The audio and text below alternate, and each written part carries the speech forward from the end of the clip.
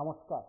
আজ মন্ত্রিসভার বৈঠকের পর কিছুক্ষণ আগে রাজ্যের পর্যটন মন্ত্রী সুশান্ত চৌধুরী সাংবাদিক সম্মেলনে মহাকরণে একটি বার্তা দিয়েছেন।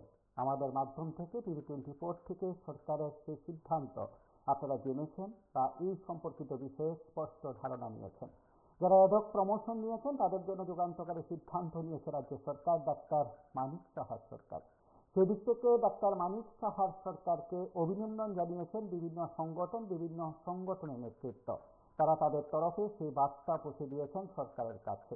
গতকাল পর্যন্ত বেশ কয়েকটি সংগঠন অ্যাডহক প্রমোশন জটিলতা দূর করার দাবি করেছেন এবং তাদেরকে রেগুলার প্রমোশনে রূপান্তরিত করার জোরালো দাবি করেছেন বেশ কয়েকটি সংগঠন এবং সেই সংগঠন সরকারের কাছে দাবি সনদ পেশ করেছেন। আগরতলায় কেউ কর্মসূচি করে দাবি করেছেন, কেউ সাংবাদিক সম্মেলন করেছেন, কেউ অর্থমন্ত্রীর সঙ্গে দেখা করেছেন। প্রত্যেকের তরফে যে দাবিগুলো উত্থাপন করা হয়েছিল সেই দাবির আমি আংশিক শব্দটা বলছি এই কারণে ব্যাখ্যায় পরে বলবো, আংশিক দাবি পূরণ হয়েছে বলা যেতে পারে। ঠিক তার পাশাপাশি রাজ্যের শিক্ষক কর্মচারী, অবসরপ্রাপ্ত, অনিয়মিত, এসএসএফ থেকে শুরু করে চুক্তিবদ্ধ থেকে শুরু করে বিভিন্ন স্তরে শিক্ষক কর্মচারীদের কাছে ঠিক পঞ্চদশ অর্থ কমিশনের মেয়াদকালের শেষ দিকে ষোড়শ অর্থ কমিশনের মেয়াদ শুরুর আগ পর্যন্ত যে দাবিগুলো নিয়ে খুব চর্চিত বিষয়, সে নিয়ে ইতিবাচক পদক্ষেপে সরকার এগুচ্ছে বলে খবর। ইতিমধ্যে আমরাও সেই বিষয় সম্পর্কে আপনাদের প্রত্যেকের কাছে তুলে ধরেছি। আজ আপনারা সরকারের সেই সিদ্ধান্তের কথা জানলেন। তারপর শিক্ষক কর্মচারী সংগঠনের তরফে, রাষ্ট্রবাদী কর্মচারী সংঘের তরফে কি বক্তব্য সরকারের উদ্দেশ্যে আমরা শুনব। আমরা রাষ্ট্রবাদী কর্মচারী সংঘের পক্ষ থেকে রাজ্য সরকারকে আজকে ধন্যবাদ জানাচ্ছি। এর কারণ হলো আমাদের 14 দফা দাবি নিয়ে আমরা গত 19 নভেম্বর মাননীয় অর্থমন্ত্রীর নিকট যে ডেপুটেশন প্রদান করেছিলাম, এর মধ্যে একটা জল দেখতে এসেছিল যে আমাদের যে অ্যাডহক প্রমোশন তা নিয়ে বিস্তারিত আলোচনা করেছিলেন আমাদের মাননীয় সভাপতি শ্রী জিতেন মহাশয় এবং ওই ডেপুটেশনে আমাদের সঙ্গে ছিলেন সম্মানিত ট্রেজারার শ্রী প্রদীপ দেবনাথ মহাশয়। আজকে এই অ্যাডহক প্রমোশনটা রেগুলারাইজ করেছেন কিছুক্ষণ আগে যে প্রেজেন্টেশন হলো, সেই প্রেজেন্টেশন মাধ্যমে আমাদের রাজ্য সরকার আমাদের জনসাধারণকে জানিয়েছেন। এটা খুবই খুশির বার্তা আজকে এসেছে। আমি অন্যান্য দাবি রেখেছি, এটা আবার পুনরায় এই দাবিগুলি একটু উত্থাপন করার জন্য মাননীয় সভাপতির নিকট আমি আবেদন রাখছি আপনাদের মাধ্যমে। রাষ্ট্রবাদী কর্মচারী অ্যাকচুয়ালি শিক্ষক কর্মচারীকে নিয়েই কথা বলে এবং শিক্ষক কর্মচারী দাবি দেওয়া নিয়ে যে কথা বলে সেটা খুব পরিষ্কার হয়ে গেল। রাজ্য সরকার আমাদের যে অ্যাকচুয়ালি আমাদের পক্ষে এবং আমাদের সাথীতে আসছে সেটা আমি আজকে পরিষ্কার হয়ে গেল। এরাও চাই শিক্ষক কর্মচারী উন্নয়নে সঠিকভাবে কাজ করতে। আমি জীবন ভূমি মহাশয়কে বলবো কিছু জিনিস আজকে বলার জন্য ওনাকে। নমস্কার। আমরা রাষ্ট্রবাদী কর্মচারী সংঘের পক্ষ থেকে মাননীয় অর্থমন্ত্রীর সঙ্গে যে 14 দফা দাবি নিয়ে আমরা সৌজন্যমূলক সাক্ষাৎ করেছিলাম গত 19 নভেম্বর। উনি আমাদের এই 14 দফা দাবির মধ্যে গুরুত্বপূর্ণ কয়েকটি দাবি অতি শীঘ্রই কার্যকরী করবেন এই আশ্বাস আমাদেরকে দিয়েছিলেন। ওনার এই আশ্বাস মোতাবেক আজকে আমরা দেখলাম সারা ত্রিপুরা রাজ্যে যে 2021 সাল থেকে 13,082 জন কর্মচারী প্রমোশন পেয়েছেন, অ্যাডহক প্রমোশন, তাদের এই অ্যাডহক কথা তুলে দিয়ে তাদেরকে প্রত্যেককে নিয়মিত করেছে। এবং আমরা রাষ্ট্রবাদী কর্মচারী সংঘ এই রাজ্যের মাননীয় মুখ্যমন্ত্রী, অর্থমন্ত্রী এবং সমস্ত মন্ত্রী পরিষদকে আমাদের এই সংগঠনের পক্ষ থেকে আমরা অসংখ্য ধন্যবাদ জানাই। আমরা ধন্যবাদ জানাই রাজ্যের জনপ্রিয় মুখ্যমন্ত্রী এবং অর্থমন্ত্রীকে, যারা এই কর্মচারীদের স্বার্থে এই সদস্যের ভূমিকা পালন করেছেন এবং আজকের এই ক্যাবিনেট সিদ্ধান্তের ফলে আমরা পরিবেশ স্পষ্ট হয়েছি যে আমাদের রাজ্যের মাননীয় অর্থমন্ত্রী আমাদেরকে যে প্রতিশ্রুতি দিয়েছিলেন খুব শীঘ্রই আমাদের কয়েকটি গুরুত্বপূর্ণ সিদ্ধান্ত ওনারা আমাদের দাবি ওনারা কার্যকরী করবেন। তা ওনারা যে আজকে একটা দাবি কার্যকরী করার মধ্য দিয়ে ওনারা আমাদের এই যে আমাদের দাবি, এই দাবিকে ওনারা সমর্থন জানিয়েছেন।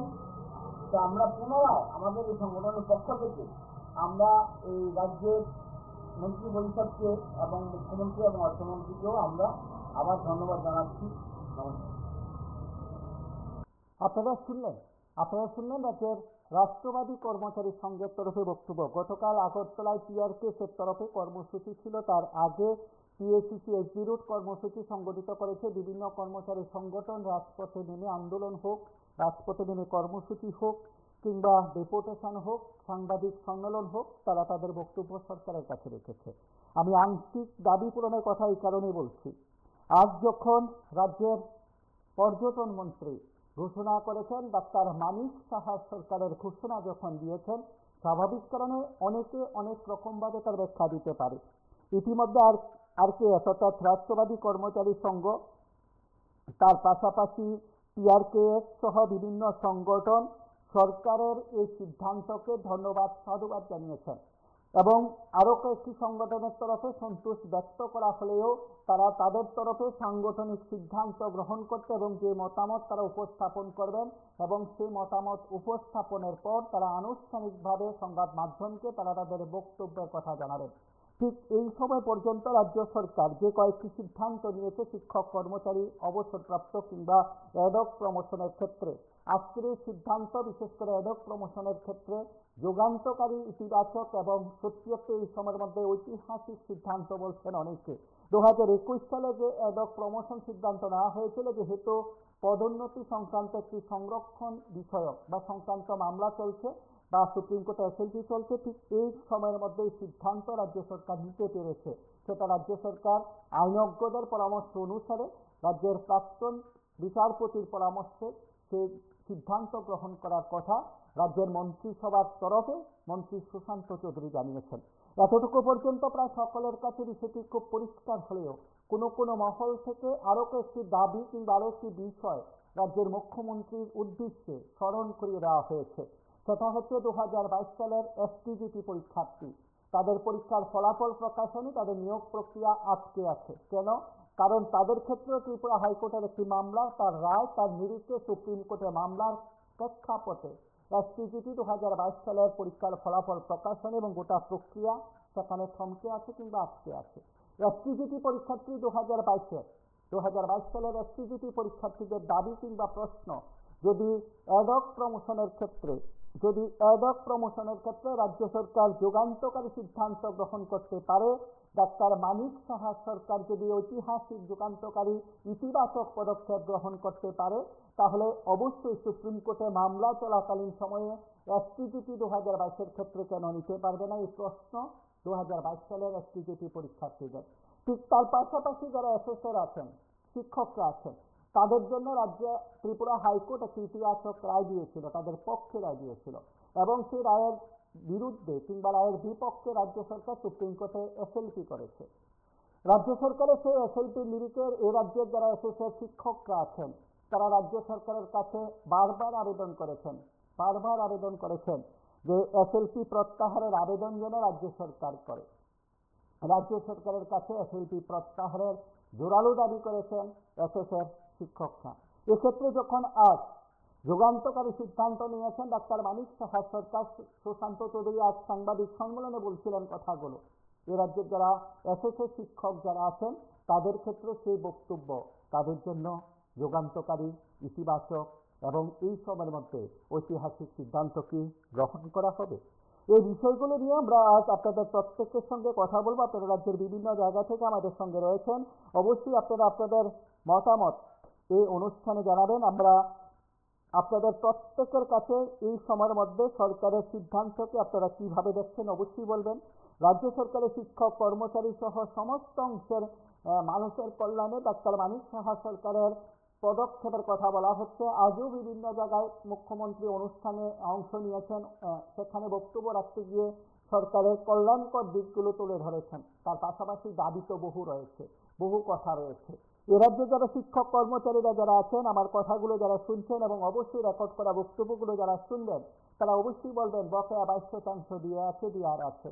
ঠিক তার পাশাপাশি তারা বলবেন অষ্টম বেতন কমিশন গঠনের জোরালো দাবি তাদের রয়েছে। যারা শিক্ষক কর্মচারীরা আছেন তারা ক্যাডেটের বৈষম্যের কথা বলবেন, ঠিক তার পাশাপাশি তারা বলবেন কেন্দ্রীয় সরকারের সঙ্গে রাজ্য সরকারের শিক্ষক কর্মচারীদের সেখানে যে অন্যান্য যে দাবিগুলো রয়েছে সেই দাবিগুলো পূরণ হচ্ছে না, এই বিষয়গুলো তারা তুলে ধরবেন। তার পাশাপাশি আপনারা যারা আমাদের সঙ্গে রয়েছেন, আমাদের সঙ্গে নিয়মিত যারা থাকেন, শিক্ষক কর্মচারীদের বক্তব্যগুলো যারা শুনছেন, তারা আরেকবার আজ শুনুন মন্ত্রিসভা সিদ্ধান্তের পর মন্ত্রী সুশান্ত চৌধুরীর বক্তব্য, তার পাশাপাশি শিক্ষক কর্মচারীদের বক্তব্য আপনারা শুনবেন।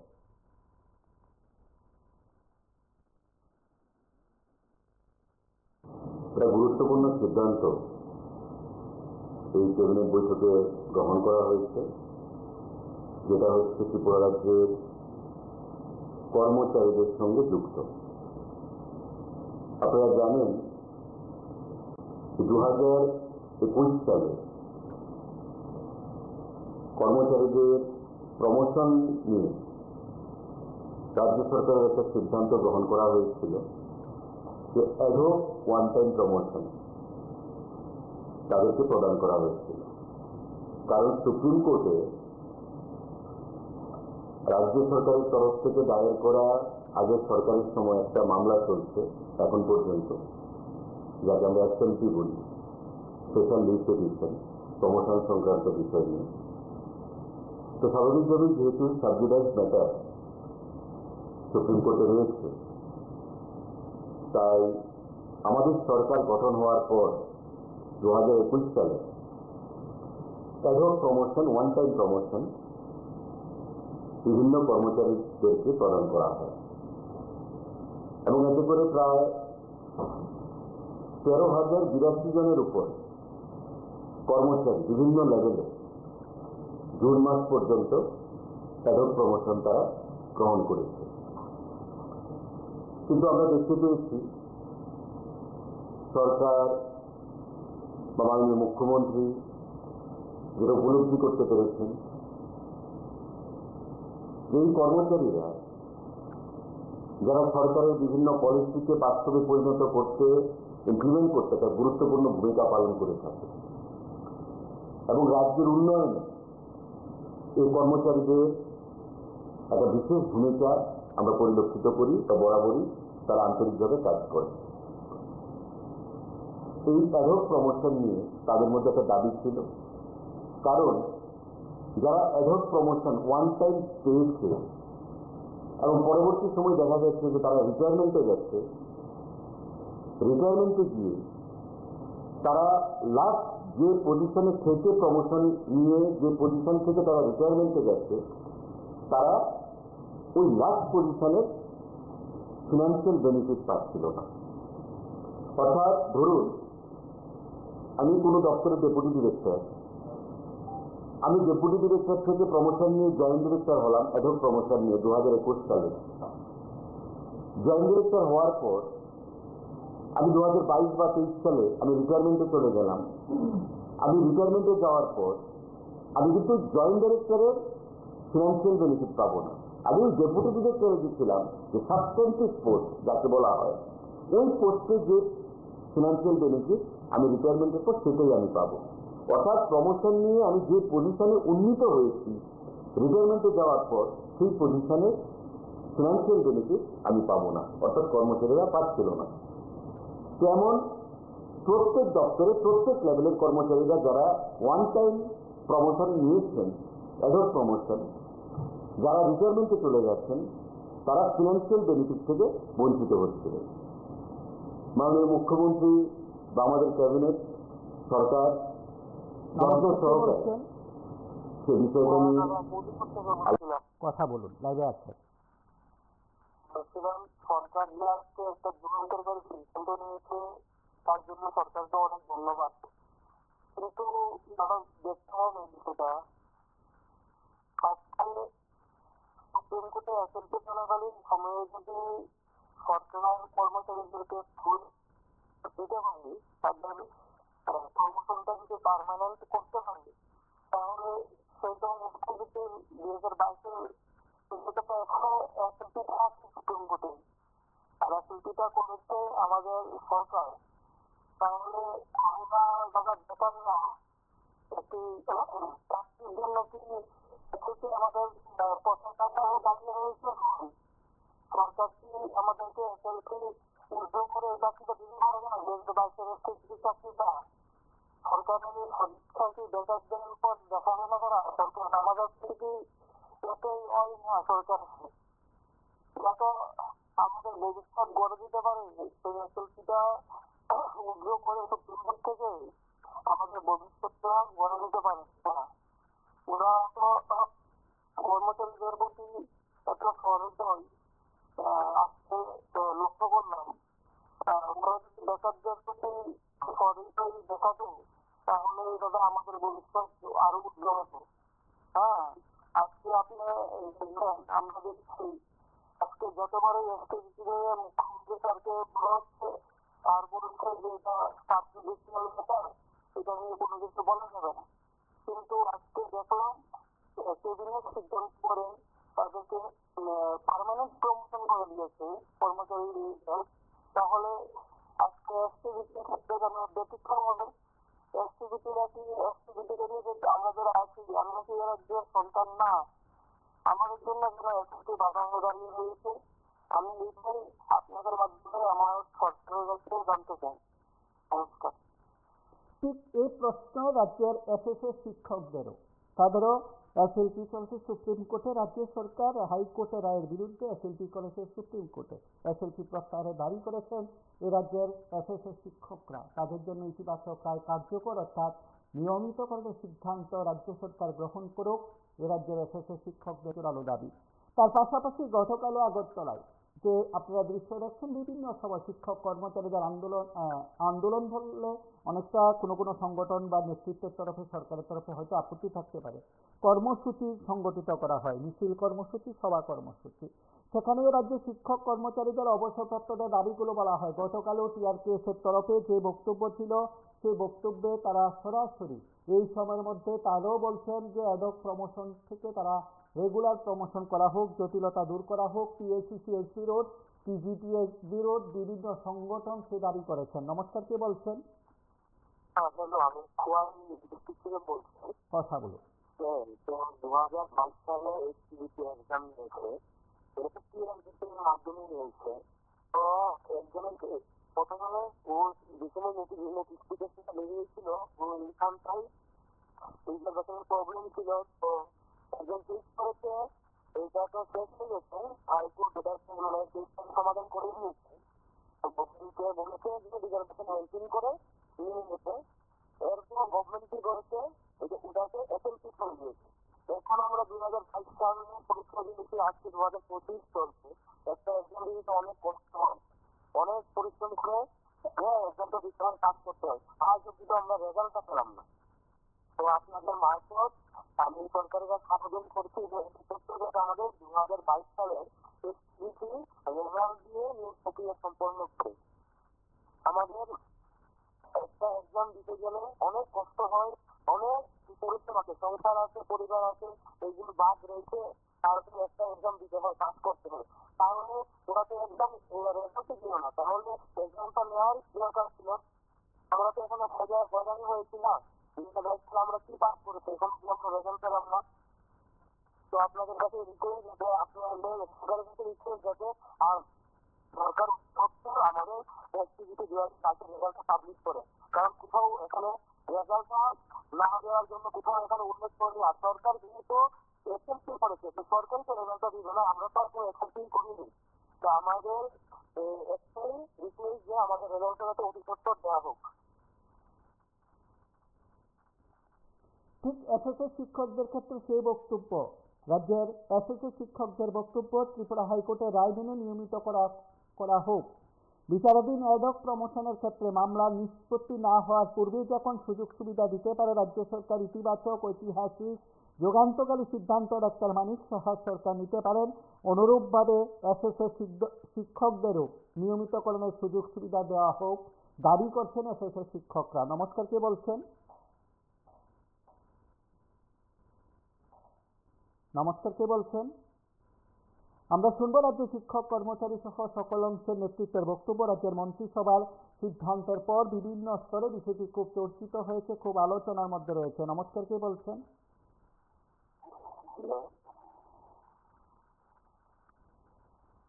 লাইভে আছেন, কথা শোনা যাচ্ছে।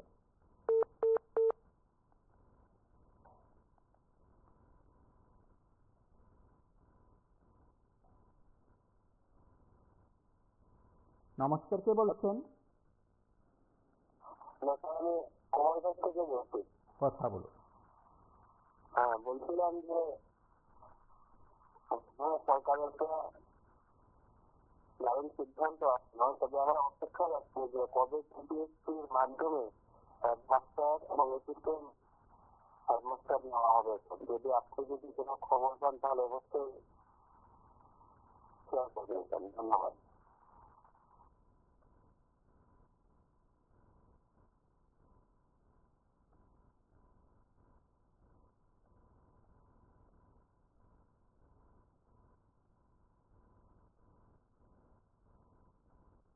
এবং মাননীয় হাইকোর্টের রিটায়ার্ড জাস্টিস অরিন্দম লোধকে দিয়ে একটা কমিটি বানানো হয়।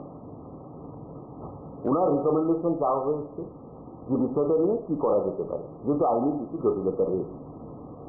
তখন অরিন্দম লোধ সাহেব ওনার রিকমেন্ডেশন প্রদান করেছেন এবং আজকের ক্যাবিনেটে সেটা সিদ্ধান্ত গ্রহণ করা হয়েছে যে 2021 সালে যে অ্যাডহক প্রমোশন চালু হয়েছিল তাদেরকে, যারা রিটায়ারমেন্টে গেছে বা অ্যাডহক প্রমোশনের বেনিফিট নিয়েছে, সমস্ত অংশের কর্মচারীদের প্রমোশনকে ট্রিট করা হবে রেগুলার হিসাবে। অর্থাৎ সমস্ত অংশের কর্মচারীরা, এই যে 13,082 আমি বললাম এই সংখ্যাটা, গত জুন মাসের 30 তারিখ পর্যন্ত যা ফিগার অ্যাডহক প্রমোশন তারা নিয়েছে, সমস্ত অংশের কর্মচারীরা যারা অ্যাডহক প্রমোশন নিয়েছে প্রত্যেকের প্রমোশনটাকে অ্যাডহক না রেখে সেটাকে রেগুলার হিসেবে ট্রিট করা হবে, but subject to the outcome of agency. অর্থাৎ সুপ্রিম কোর্টে যে কেসটা চলছে, সুপ্রিম কোর্ট জাজমেন্ট। কথা বলুন। অনিয়মিত কর্মচারীর ব্যাপারে সাহিত্য আলোচনা করেন না, বর্তমানে বহুত বিপদ আসছে। সংস্থা চলতেছে না, একটা প্রোগ্রাম করে আপনারা তো খুব ভালো প্রোগ্রাম করেন।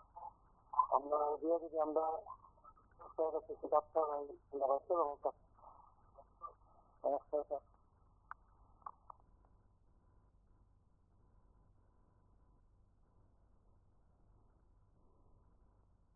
সুপ্রিম কোর্ট জাজমেন্ট কি দেবে সেটা আউটকামের উপর নির্ভর করবে।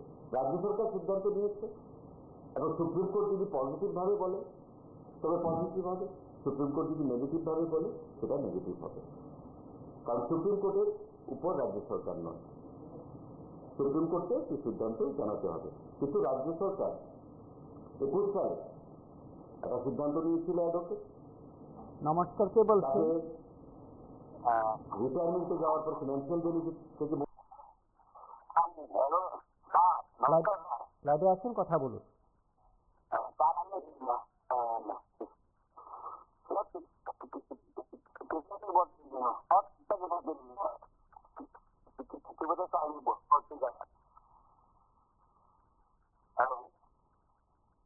হ্যালো,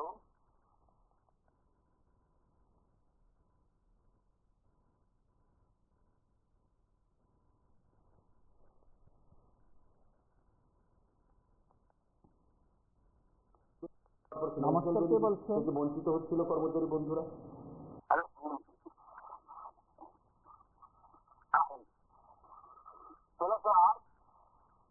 হ্যালো, আপনি লাইভে আছেন, কথা শোনা হ্যালো, যাচ্ছে। স্যার আমি কত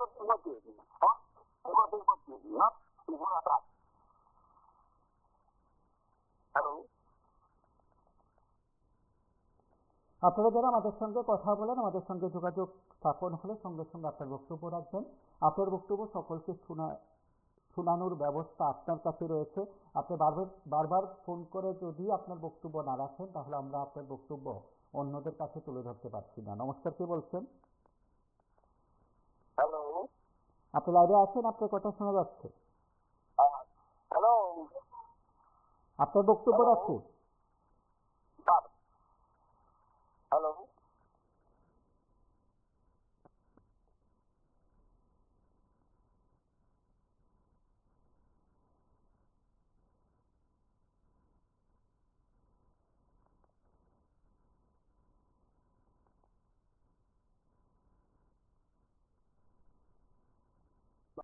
ছিল যে আমাদেরকে অ্যাডপ দেওয়া হয়েছে, প্রমোশন দেওয়া হয়েছে, কিন্তু আমরা ফিনান্সিয়াল কোনো বেনিফিট পাচ্ছি না।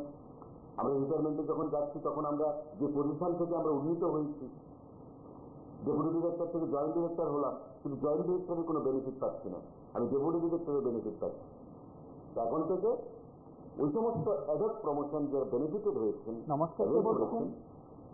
তাদের সেই সমস্ত বলছিলাম যে প্রথম সরকার কোন কোর্টে নিচ্ছে মানছে না, মানে যতগুলো কোর্টে দেয় হয়েছে সরকার কর্মচারীদের বিরুদ্ধে কোন সুযোগ দিতে পারেনি। যেমন অনিয়মিত কর্মচারী বা বিভিন্ন শিক্ষক নিয়োগ কর্মচারী বা বিভিন্ন ব্যাপারে অনেক কিছু সরকার কোর্ট লাগিয়েছে। সরকারের কাছে পাওয়া যাবে সেই প্রথম আমাদের সংগঠনের ভিতরে প্রথম একটা তারা নির্দেশ দেয়, মানে যারা আসে মরে গেছেন শহরে তাদের বলতে হবে সংসার রিটার্মেন্ট আছে নাই কোর্টে চালু হয়ে আসে কিন্তু প্রত্যেক দেশের আপনার তারা হসপিটালের মাঠে তারা সংযোগ করতে থাকি মাঠে আক্রমণের কারণে এটা ঠিক সাকিয়ে নিতে হবে। নাহলে তো আমি 5 বছর সংযোগ কাজ করলে সবাই নিতে হবে, এটা হচ্ছে না। কোর্ট দাঁড়িয়েছে নিয়মিত করে দাও। আবার তারা হচ্ছে পশ্চিম মধ্যে কোনো ইচ্ছে নেই হচ্ছে না, কোর্ট দাঁড়িয়েছে সরকারি সেখানে মাথায় হচ্ছেন আস্তে আস্তে এখানে তারা আসবে কিন্তু তার ক্লাবে মাটির জায়গা ভালো যাচ্ছে, ডালের জায়গাতে কাটছে, আলো লাগছে পায়ে তখন পায়ে টাকা লাগে আমার সবাই টাকা করে সবার জন্য মঙ্গল কামনা হয়, সরকারি না সবার জন্য ভালো একটা সুন্দর সবার জন্য ভালো একটা।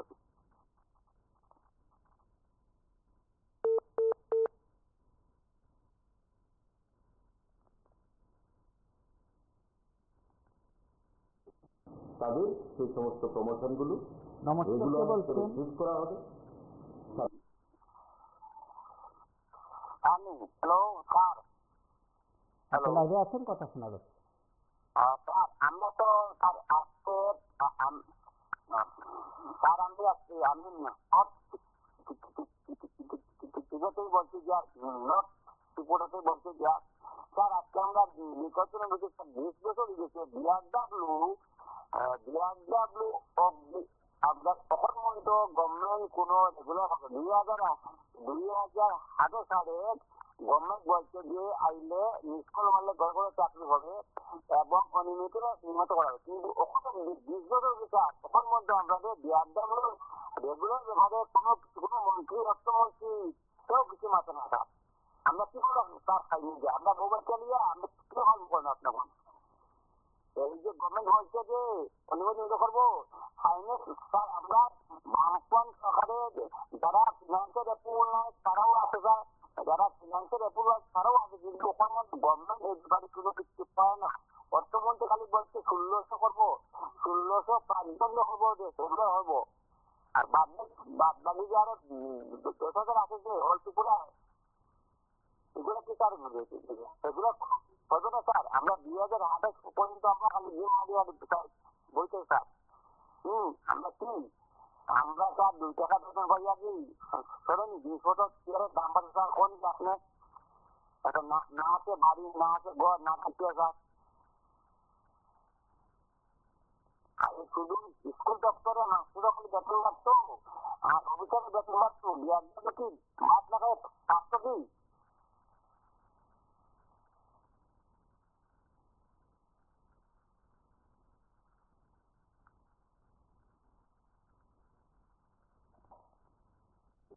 তাদের সেই সমস্ত প্রমোশনগুলো রেগুলার হিসেবে শেষ করা হবে, subject to the outcome of activity. রাজ্য সরকার মাননীয় মুখ্যমন্ত্রী ও রয়েছে আজকে এই সিদ্ধান্তটা বলিষ্ঠ সিদ্ধান্ত গ্রহণ করা হয়েছে এবং আমরা ক্যাবিনেটের তরফ থেকে বলছি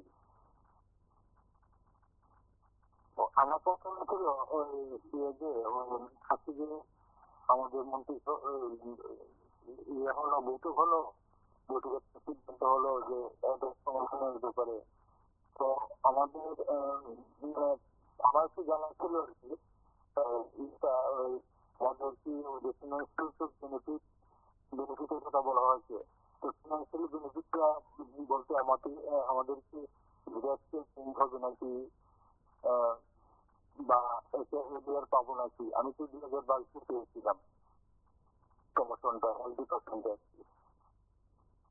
এটাই জানার ছিল। ধন্যবাদ দাদা।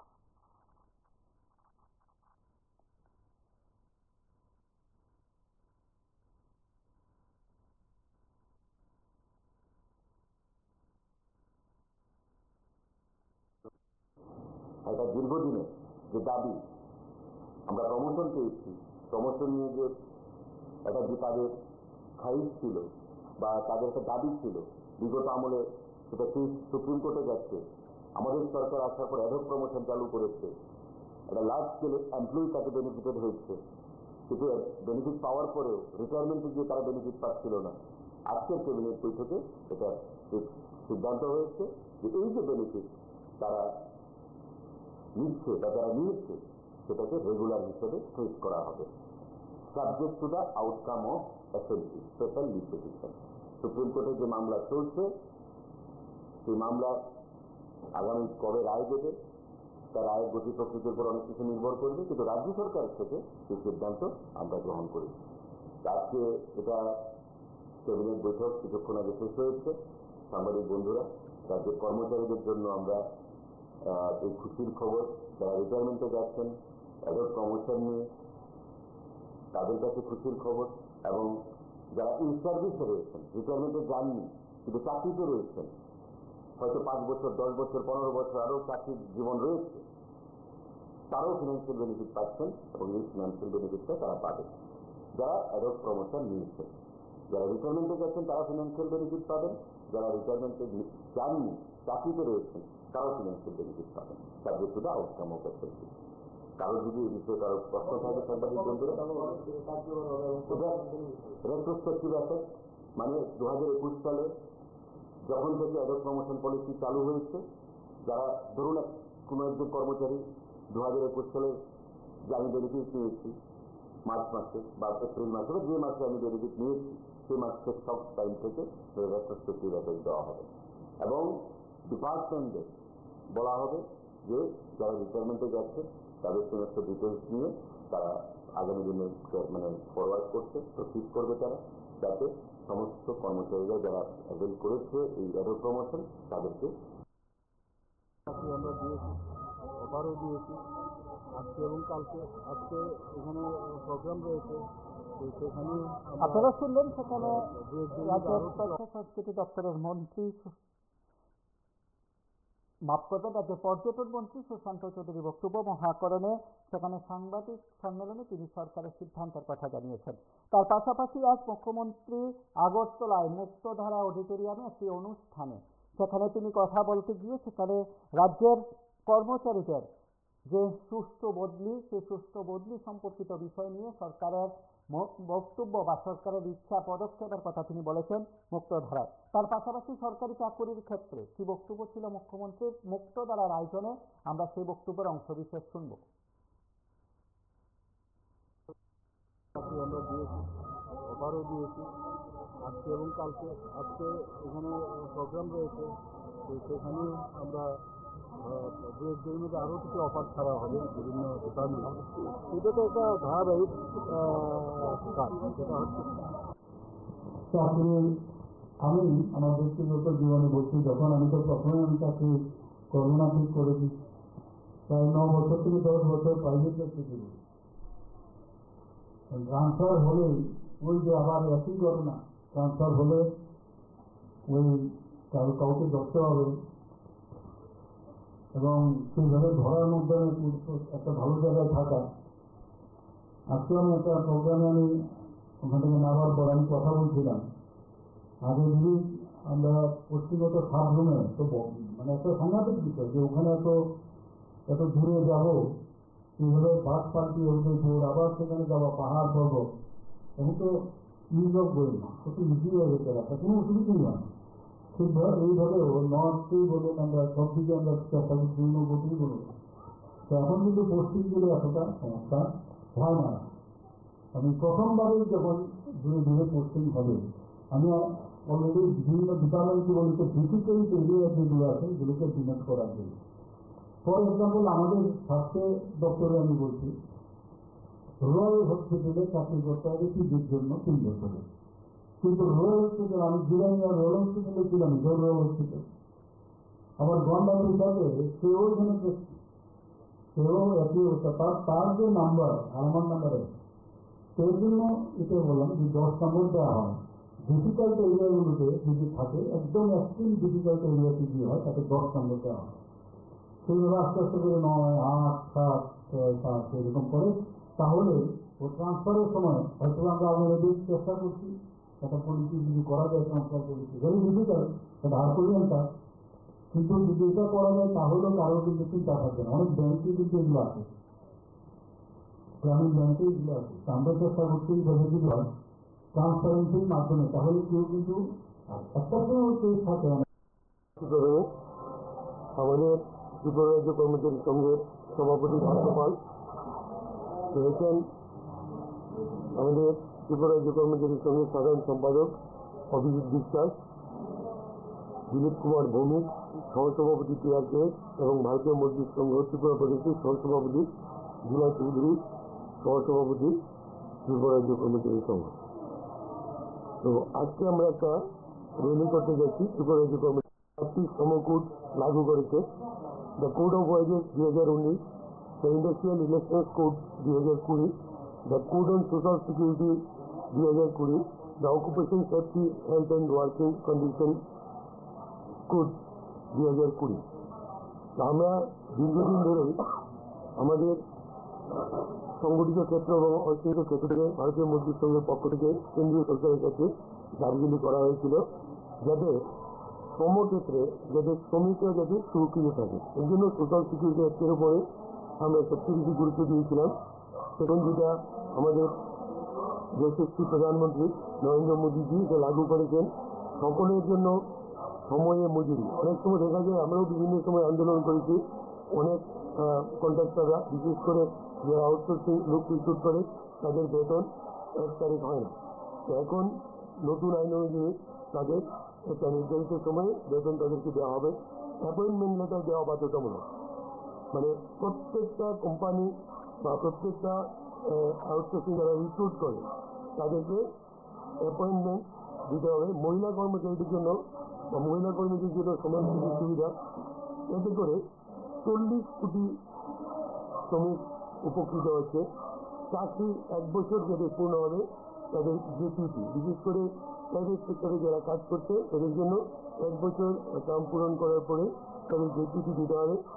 কর্মীদের বিনামূল্যে স্বাস্থ্য চেক আপ, যেটা বিভিন্ন সময় আমাদের দাবি ছিল যে অনেক কর্মক্ষেত্রে অনেক লোক কাজ করে যাদের আর্থিক সামর্থ্য নেই, তাদের চিকিৎসার জন্য সুব্যবস্থা করা। আর ঝুঁকিপূর্ণ সেক্টরে যারা ঝুঁকিপূর্ণ সেক্টরে কাজ করছেন তাদের জন্য 100% যাতে তাদের চিকিৎসার ব্যয় সরকার এখন থেকে বহন করে। সেই জন্য আমরা কেন্দ্রীয় সরকারকে, ত্রিপুরা রাজ্য কর্মচারী সংঘ এবং রাষ্ট্রীয় রাজ্য কর্মচারী মহাসংঘের পক্ষ থেকে কেন্দ্রীয় সরকারকে ধন্যবাদ জানাচ্ছি এটা চালু করার জন্য। আর আজকে আমাদের যে র্যালি হবে, সেই র্যালিটা হচ্ছে এক দেশ এক বেতন কাঠামো চালু করা। 2016 সালে মধ্যপ্রদেশের মেহেরে আমাদের রাষ্ট্রীয় অধিবেশন হয়েছিল, রাষ্ট্রীয় রাজ্য কর্মচারী মহাসংঘের কথা বলুন। কথাটা হচ্ছে, আজকে আমরা দেখতে পারলাম মন্ত্রিসভা থেকে সিদ্ধান্ত হলো মেধক প্রমোশন পাওয়ার পরে যারা রিটায়ারমেন্টে গেছে তাদেরকে ফুল বেনিফিট দেওয়া হচ্ছে। ভালো কথা, সরকারকে শুধু খেলাল মাথাতেই তেল দিচ্ছে। আজকে রাজ্যের অনিয়মিত কর্মচারীদেরকে ক্যাবিনেটে যখন বলা হয় যে আমরা নিয়মিত করবো, যাদের অর্থ দপ্তরের ফাইন্যান্স অ্যাপ্রুভেল আছে তারপরে দেখা যায় 1 বছর 2 বছর পেরিয়ে যায়, কিন্তু অনিয়মিত কর্মচারীদের আর রেভিনিউ করা হয় না, সেটা হিমঘরে চলে যায়। রাজ্যের অনিয়মিত কর্মচারী যারা ফাইন্যান্স অ্যাপ্রুভাল আছে তাদের বয়স 55 হয়ে গেছে, কারণ দীর্ঘদিন একজন অনিয়মিত কর্মচারী বিআরডব্লিউ হিসাবে কাজ করে 12 কাজ করে তার বয়স 55 থেকে 56। অলরেডি যত অনিয়মিত কর্মচারী আছে সবার বয়স 55+। রাজ্য সরকার যে অনিয়মিত কর্মচারীদের যে বিষয়টা ঝুলিয়ে রেখেছে, আর দয়া করে আপনার চ্যানেলের মাধ্যমে এই বিষয়গুলো একটু তুলে ধরবেন। গত বিধানসভা অধিবেশনে বললেন অর্থমন্ত্রী 1400 কর্মীদেরকে নিয়মিত করবেন, কিন্তু আজ পর্যন্ত আমাদের নিয়মিত করা হলো না। এই বিষয়টা মাথায় রাখতে হবে সরকারের, যে অনিয়মিত কর্মচারীদের রেগুলাইজেশন। নমস্কার।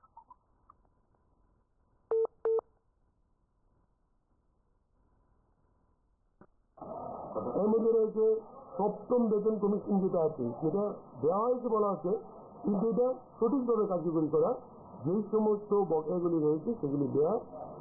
রাজ্যের কর্মচারীদের জন্য যে পেনশনের সহ 22% দিয়ে এটা আমরা পাও না, সেটার জন্য আজকে আমাদের এদিকে আওয়াজ তোলা হবে। অ্যাডহক প্রমোশন, এটা একটা অ্যাডহক প্রমোশন নিয়ে বিভিন্ন রকমের কথাবার্তা চলছে। অ্যাডহক প্রমোশনটাকে যাতে রেগুলারাইজ করা হয়, রাজ্যের কর্মচারীদের সাথে সুষ্ঠু বদলি নীতি। অনেক সময় আমি দেখেছি, আজকে দেখে নাই, পূর্বতনের সরকার যখন ছিল তখনও কর্মচারীদের শুধু বদলি দিয়ে, মানে কর্মচারীদের বিভিন্ন সময়ে বদলির ভয় দেখানো হয়। সরকার যদি একটা সুষ্ঠু বদলি নীতি চালু করে, যদি কর্মচারীরা জানে যে আমাকে নির্দিষ্ট সময় পর্যন্ত এখানে চাকরি করতে হবে, তাহলে এই ধরনের সমস্যা থাকবে না। সেই জন্য আমরা সরকারের কাছে দাবি জানাচ্ছি একটা সুষ্ঠু বদলি নীতি চালু করার জন্য। কেন্দ্রীয় সরকারি কর্মচারীদের নয়, রাজ্যের কর্মচারীদেরও 25 লক্ষ টাকা গ্র্যাচুইটি দেওয়ার আমরা দাবি জানাচ্ছি। অনিয়মিত কর্মচারী যারা রয়েছেন, অনিয়মিত কর্মচারীদের নিয়মিত করা, এটা সত্যি দুর্ভাগ্যের ব্যাপার। অনিয়মিত কর্মচারীদের আর্থিক দুরবস্থা আমাদের সঙ্গে বিভিন্ন সময় ওনারা কথা বলেন এবং আমরাও কথা বলি, কিন্তু আজকে পর্যন্ত তাদের সমস্যার আমরা সমাধান করতে পারিনি। সরকারের কাছে বিভিন্ন সময় আমরা দাবি দেওয়া করেছি, কিন্তু সরকারের কাছে আমাদের ডিমান্ড থাকবে যে 16th ফাইন্যান্স কমিশন লাগু হওয়ার আগে যাতে অনিয়মিত কর্মচারীদের নিয়মিতকরণ করা হয়, রেগুলার করা। ফিক্সড একটা কথা হয়ে গেছে, ফিক্সড 5 বছর জন্য ফিক্সড রাখা, এটা না করে রেগুলার বেতন কমে তাদেরকে নিয়োগ করে। আমরা মনে করি রাজ্যের কর্মচারীদের যদি সমস্ত দাবি দেওয়া মিটিয়ে দেওয়া হয়, তাহলে 16th ফাইন্যান্স কমিশনের মাধ্যমে রাজ্য সরকার কেন্দ্র থেকে এই অর্থগুলি পেয়ে যাবে। কাজেই আমরা রাজ্য সরকারের কাছে বারবার দাবি জানাচ্ছি 16th ফাইন্যান্স কমিশন লাগু হওয়ার আগে যাতে আমাদের সমস্ত দাবি দেওয়াগুলি মিটিয়ে দেওয়া হয়। আমরা আজকে আপনারা লক্ষ্য করেছেন রবিবার দিন আমরা আজকে রেলি ডাক দিয়েছি। আমাদের যে মূল স্লোগান, আমরা রাজশাহীতে কাজ করি, একদিন ওয়ার্কিং ডেজ যাতে নষ্ট না হয়, আমরা সেই ব্যাপারটার প্রতিও কিন্তু লক্ষ্য রেখেছি। ঐতিহাসিক মুহূর্তে দাঁড়িয়ে আমরা আজকে একটা স্টেট র্যালি সম্পূর্ণ করতে যাচ্ছি। আমাদের কিছু লেজিটিমেট ডিমান্ড, যেটা আমাদের ওয়ার্কিং প্রেসিডেন্ট আপনাদেরকে ব্যক্ত করেছেন, আমি সেখানে বলে আবার সময় নষ্ট করবো না, কিন্তু আমি বলতে চাই যে এখানে অ্যাকচুয়ালি আমরা যেই দাবিগুলি এখানে উপস্থাপন করেছি সেগুলিতে আমাদের সারা ত্রিপুরা রাজ্যের more or less 7.5 lakh employee পরিবারের লোক উপকৃত হবে। 7.5 লাখের রিপ্রেজেন্টেশন নিয়ে আমরা আজকে রাস্তায় নেমেছি এবং আশা করি রাষ্ট্রবাদী সরকার, আমরা রেসপন্সিভ কোঅপারেশনে যেহেতু বিশ্বাস করি, সেটার প্রতি দৃষ্টি রাখবেন, রেখে অতি দ্রুত সেটা সুরাহা করবেন। কারণ আমাদের এখানে কতগুলি বার্নিং যে ডিমান্ড, সেই ডিমান্ডগুলি অ্যাডহক প্রমোশন রেগুলারাইজ করা উইথ রেট্রোস্পেক্টিভ এফেক্ট, যেখানে পেনশনাররাও বেনিফিট হবে, যারা চলে গেছেন রিটায়ারমেন্টে সাবস্টেন্সিয়াল পোস্টে থেকে তারাও বেনিফিট হবে। আমরা চাই যে one India one pay scale, সেইভাবে আমাদের এই সরকার, রাষ্ট্রবাদী সরকার আমাদের দিকে যাতে সহানুভূতিশীল হয় এবং পে কমিশনের ক্ষেত্রে কর্মচারীদের এই যে লাইবিলিটিসগুলি, কর্মচারীদের এই বেনিফিটগুলি দিলে পরেই 16th ফাইন্যান্স কমিশনে শো করা যায় as per finance department norms যে কমিটেড লাইবিলিটিস যদি শো না করা হয়, এই পে কমিশন হয়ে গেলে তখন আমাদের এই ডিআর যেগুলি আছে সেগুলি আইআর হিসেবে মার্ক করলেও অন্য যারা আছে তারা ভিকটিম হয়ে যাবে। যাদের আপনার 10 বছর হয়ে গেছে, ডিআরডব্লিউ অনেক দপ্তরে আছেন, যেটা ক্যাপ্টেন এভিয়েন্স আছে, নমস্কার, সেটাকে কে আপহোল্ড বলছেন? করে তাদেরকে রেগুলারাইজ করা, কন্টিনজেন্টকে রেগুলার। বলছি কথা বলুন। আমরা ডিআরডব্লিউ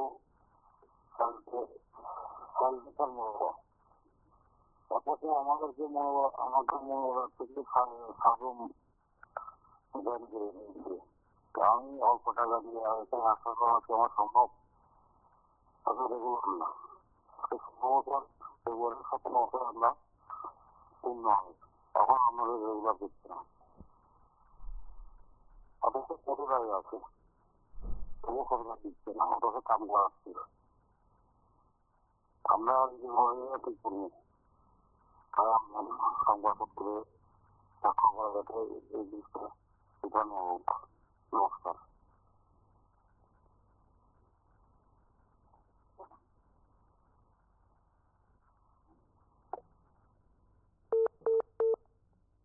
করে তাদেরকে রেগুলারাইজ করা, কন্টিনজেন্টকে রেগুলারাইজ করা, পিএলদের রেগুলারাইজ করা এবং আমাদের জেসিপি 20 অপটিমাম লেভেল 25 লাখে নেওয়া।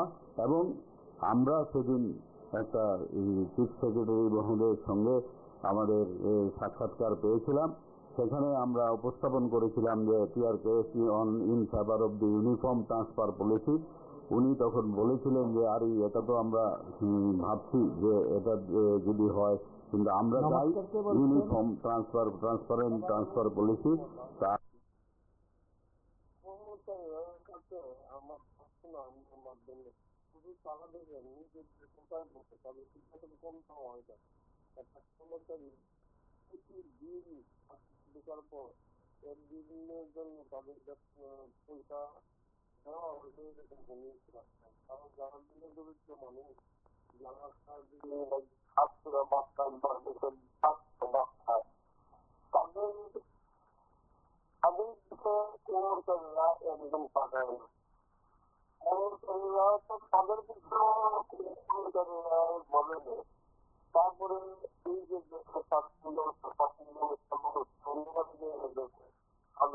সমুদ্রে তাদের ঠান্ডা, শুধু তাদের এই যে একটা মানে পরিস্থিতি দাঁড়াইছে, এই পরিস্থিতিটা কর্মচারী শুধু তাদের বিপদ না, সাধারণ গরিব মানুষেরও বিপদ হবে।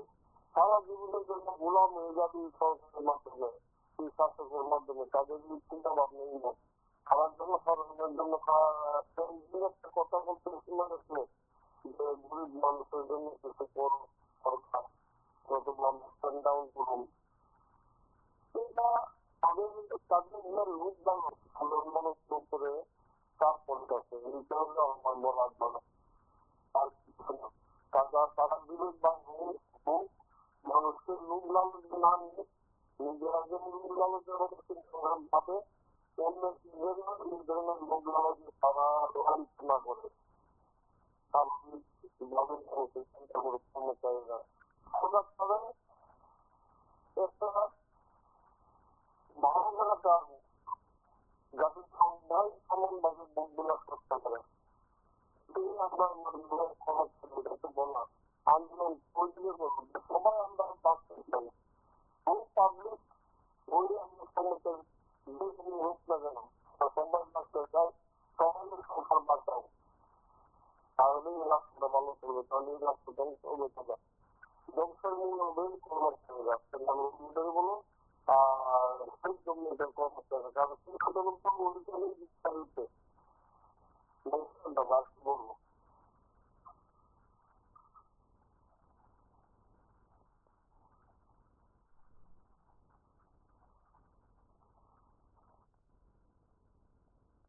আপনারা শুনলেন বিভিন্ন স্তরের নেতৃত্বের বক্তব্য। রাজ্যের বিভিন্ন জায়গা থেকে বিষয়গুলো উঠে আসছে।